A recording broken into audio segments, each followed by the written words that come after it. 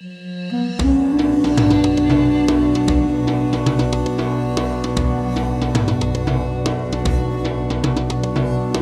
afternoon, everyone. I'd like to welcome you all to the Halftime Talk feature interview series, and I'm delighted today to be joined by Mr. Andrei Belyi, PhD, and founder and CEO of Balesene. Thanks, Andrei, for joining us today for Halftime Talk. Good morning. Great to have you with us, Andrei. Well, I mean, no shortage of things to talk about, obviously, in the oil markets. We've had a few developments the last month. Of course, the one that made the big headlines, the new headlines, if you like, was the OPEC Plus cut, which according to some, was a surprise. Were you surprised with the timing of that announcement? And give us your take on what impact you think it's going to have on the oil markets beyond the initial price reaction. Well, obviously, a political decision cannot always be predicted, and the decision was certainly political. However, we have to understand that a large part of the market participants, beyond oil producers, are happy with the more elevated oil price. There have always been a sort of demand for a higher oil price. It doesn't mean that the oil price should go to 3 digits, but there is a certain willingness to push the prices higher. And probably the OPEC Plus decision was partly related to this.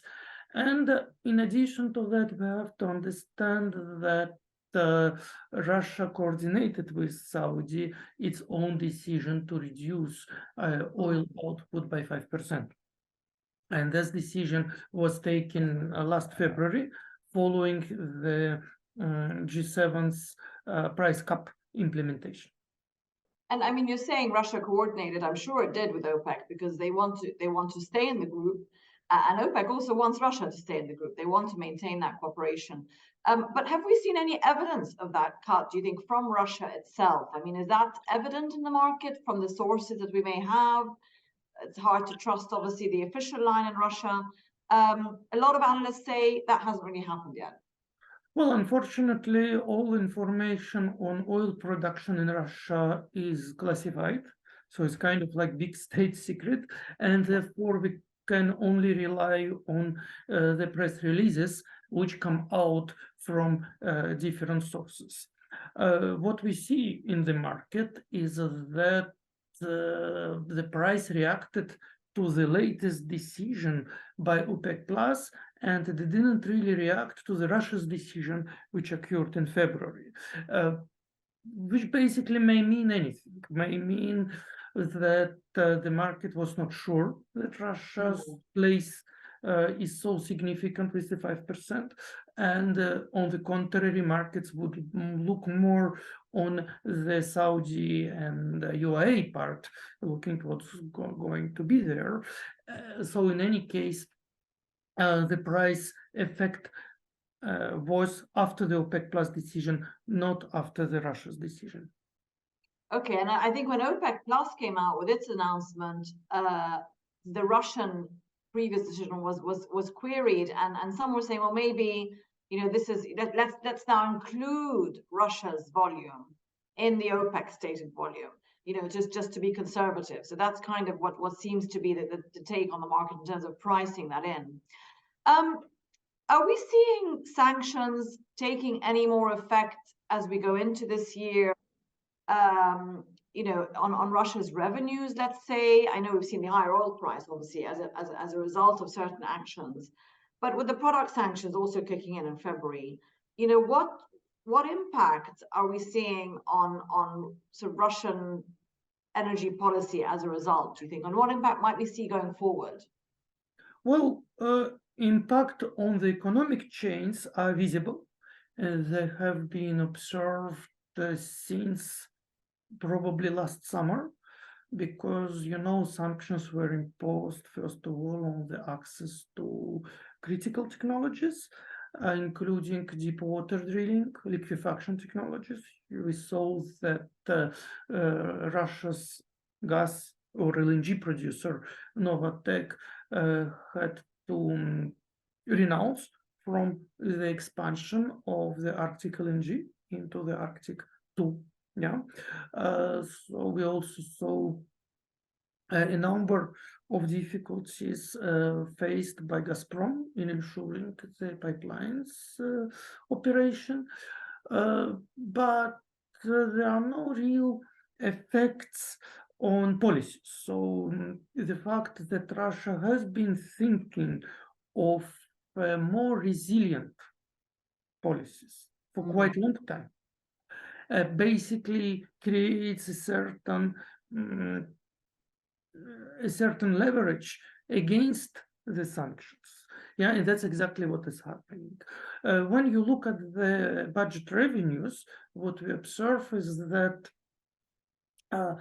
export revenues from oil and gas sectors clearly collapsed.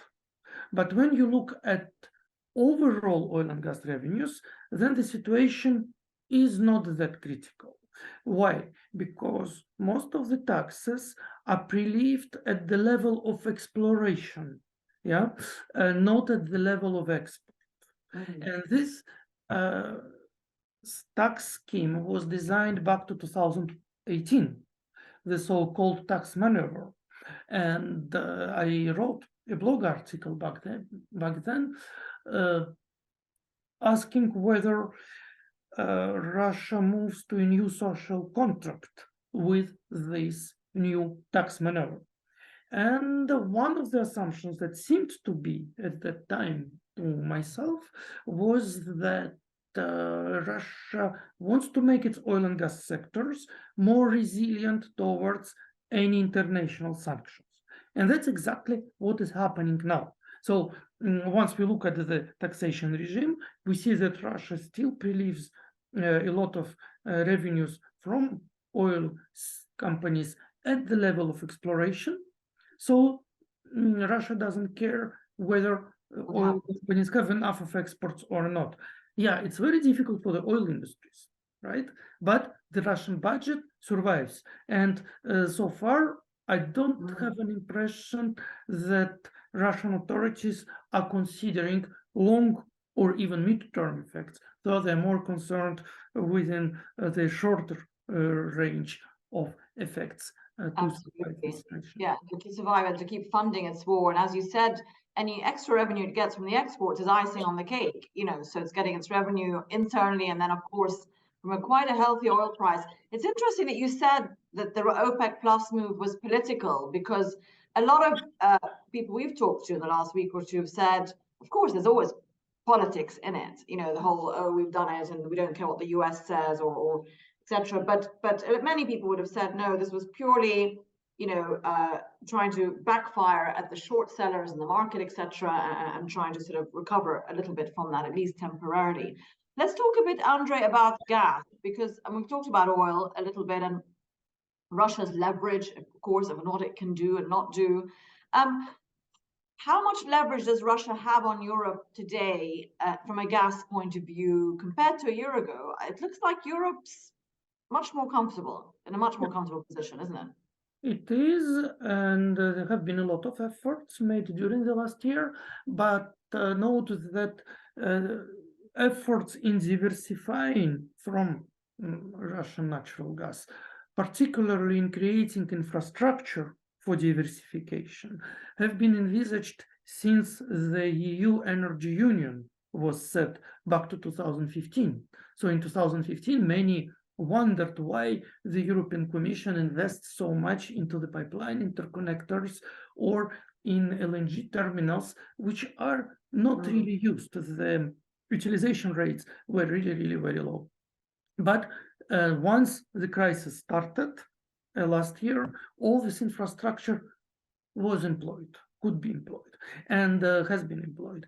And that's actually makes sense that there have been investments into infrastructure, and that basically helped the European Union to create a resilient response to the Russian supply cuts. Well, there is still a report from the International Energy Agency published last autumn, that points out that the issues are not over. Yeah, so true, the European Union survived the winter 2022-2023, but it still had during the previous year about 60 or plus BCM coming from Russia. And what if, for example, they do not come in these volumes this year? Second of all, the United States were able to provide a necessary output to the European market. But we also see that the United States domestic gas consumption is rising. And it's quite interesting is that since Freeport is launched, part of LNG stays home. And that's also a question if, for example, American demand will grow, then probably part of LNG will stay on the other side of the Atlantic and will not flow to Europe. And the third factor is China. So many people predict that China's demand can absorb most of the LNG and therefore will create a deficit for Europe. It has not really occurred yet in reality. So I'm really skeptical about this kind of like China miracle, but who knows? Yeah, because the situation can always change. So if it didn't happen in previous years, it doesn't mean that it will not happen later. And therefore, the International Energy Agency emphasizes that the European Union member states have still to be very careful in ensuring diversity of their gas supplies. Yeah, and I was going to ask you about China and the whole pull from Asia for gas, obviously, because last year we didn't, while Europe was overcoming its gas crisis with the Ukraine war and it managed to store and get from the US, of course, what helped was that China wasn't pulling in as much gas in 2022. And this year could prove a different story. As you said, the China, I mean, what is your opinion? Are you surprised by the sort of recovery of the Chinese economy? We had a report of 4.5% in the first quarter, which was not bad and better than expected. So why is there this sense of surprise that China isn't doing as well as it should be? It looks pretty good to me for a post-COVID reopening. I think one of the main China's issue is that it still doesn't have a strong domestic economy. Most of its economy is oriented to international markets and not to the domestic market. Domestic market remains very weak and domestic financial market remains weak. And therefore, China's economy remains very vulnerable to any developments that are in the European Union or the United States or other industrialized nations. And that creates this pattern of uncertainty. Yeah, because it's China on one hand is one of the biggest factories in the world. Yeah, so it produces almost everything. On another hand, all its economic model is so much oriented to the markets that are not growing anymore that much and that can be saturated at some point. And therefore, there is a kind of like dualism that China is facing because most of its production is still still relies on those economies that are already saturated, and therefore we may predict that it's growing, but very often the growth is slower than they actually expect, or it can be the other way around as well. Okay, Andrei, what about, let's talk about where you're based in Estonia, Central Europe. In terms from a security point of view, and talk a bit about the Ukraine war, where 1+ years on into this, there seems to be a sort of malaise of settling into this situation. Headlines here and there, but it could be really protracted now, couldn't it? And from a security point of view, for some of the European countries close to Russia geographically, is there any concern for their own security? We recently saw Finland being admitted to NATO. That's moving forward. That's something that obviously one of Russia's main arguments for what it's doing in Ukraine. This sort of lack of security that it feels. How secure do countries feel in Europe with a war on their turf? Well, I would separate the matters related to hard military security from energy security.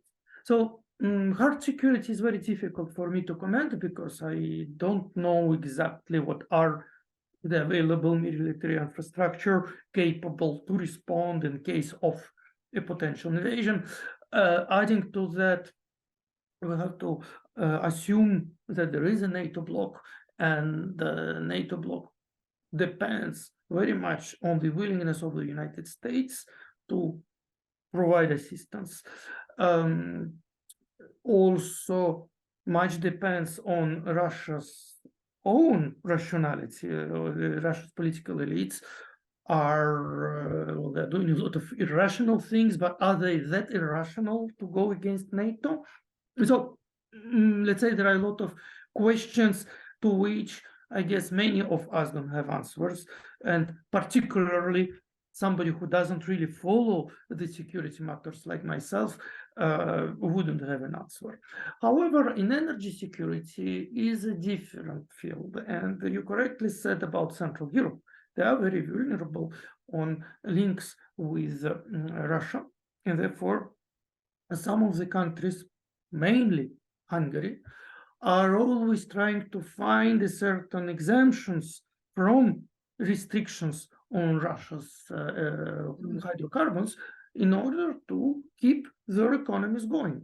Yeah, the Baltic states are, in this respect, do not belong to the Central Eastern Europe, but rather to the Northern Europe, and there is very little gas demand, and it's true that Russia's supplies prior to 2022 dominated in the region. Yeah, and we're talking about a single market between Finland, Estonia, and Latvia. And